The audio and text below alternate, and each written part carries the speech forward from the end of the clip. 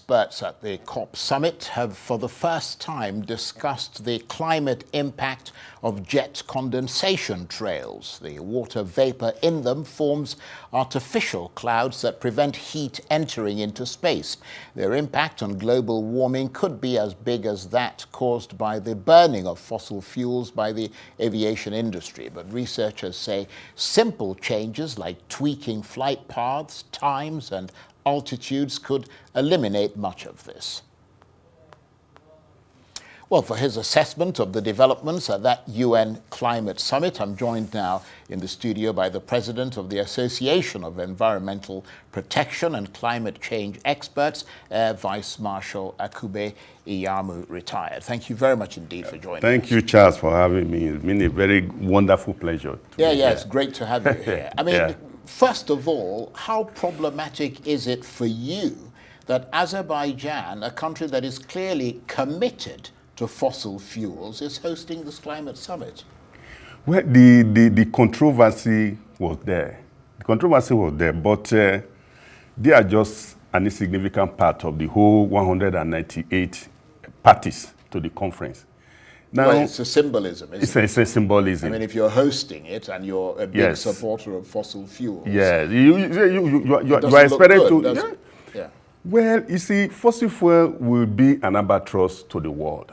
Do you understand? For here, let's start from Nigeria. We said we are going to increase our own from 37 billion under the ground to double it. To double it. So what is going to happen? Are we not going to decide between poverty and the environment? It's a very, very delicate decision. But for COP29, it is called the finance call. Why is it called the finance call? Because they want to focus on renewable energy, which is a problem of the world anyway. Now, you see, they have said now that, okay, we want to increase energy, the pre-2022 level, 6 times, up to 1,500 gigawatts. But you know that, and again too, they are going to refurbish 25 million kilometers of pipelines. That's what should interest us. That's what should interest us. But I'm still waiting to hear what we are saying. If everybody is talking, you are listening to your own voice that is inside. That's what benefits you. But what do you think of this idea of carbon markets? Because, I mean, there's a lot of talk now that, I mean, it's always talk there, isn't it? But there is talk that they're going to put all this money into funds and fund sort of renewable energy projects in Africa and other parts of the world, and that might be an opportunity to try and get away from sort of the fossil fuel energy and also deal with things like the electricity crisis in Nigeria. Yes, carbon market has always been there. Carbon market has always been there. What are you going to do? There's debt for nation swap, which I believe that, see, our meta template now, Nigerian meta template, should be how you are going to infuse into the mind of these funds. Of these funds. Now you have a country that 85 million people does not have access to the national grid. And if you escalate it to Africa, 600 million people don't have access to electricity. And 900 million people don't have access to clean cooking. What does that do? You are going. They are cutting down everything. Absolutely. They're cutting down the forests. Cutting down the forest. And in Nigeria, you are having 1.5 million trees being cut every day. Every day. It creates equality. But what the Congress of Parties is trying to do now is to create an environment where we say, let's begin to lift this equality. Now, using the vulnerable countries and the island of small states, which is 39 of them scattered across the world. You see, there is poverty. There is poverty. And it's unfortunate, before the Nigerian delegation left, nobody knows how they left, nobody knows where they left, nobody knows what is going to be done there. Right. Some people outside, like you and me, could have a better... well, you certainly, not me. Well, a better suggestion. I mean, are you encouraged, broadly speaking, beyond Nigeria, to sort of the global picture, that the direction of travel appears to be towards a clean energy future and a clean energy global economy? And basically what they need to come out of this COP29 summit is simply redoubling their efforts on that. I'm very encouraged. Right. I'm very encouraged because, you see, that is the way to go. That is the way to go. You see, you see, days prior to going there, Malaysia just woke up and discarded this gas. They just discarded it.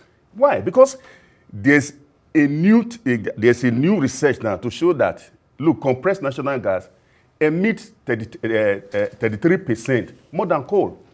So we're going back and forth. Right. So the best thing to go is renewable energy now, and which is where they are funding. But we need stand-up delivery now, not promises. Right. No, absolutely. And I think we're going to have to see, because, I mean, these climate summits have been criticized. I mean, you've criticized them as well. I remember you sitting where you're sitting now. They've been criticized for lots of fine words, but, you know, lots of empty promises. No action. The US, of course, looked by the world for global leadership on climate change. What is your reaction to the fact that Donald Trump is about to come back to the White House, a man who has consistently expressed skepticism about climate change? Yes, you know, people tend to talk a lot about Donald Trump. As I was coming here now, I can only pass through the door. Even if I want to jump through the I can't. But the world has changed significantly. Don't forget, the U.S. representative at the COP said, look, all the factories are in the Republican states. Are you going to close them down? So it's not going to be like the first term. This is a new world order. So the climate intervention has moved so far. Right. And the developing countries now, you see, what I think the developed countries want to see now is a wealthier, vulnerable countries. Because when you have a wealthier, vulnerable countries, they will be able to contribute to adaptation and mitigation. Right. But if they remain below the poverty, you see, you are going to have forced migration. Right, no, I understand that. We're almost out of time. How would you rewrite the playbook on climate change here in Nigeria? Well, to rewrite it here, I think we have to have a focus.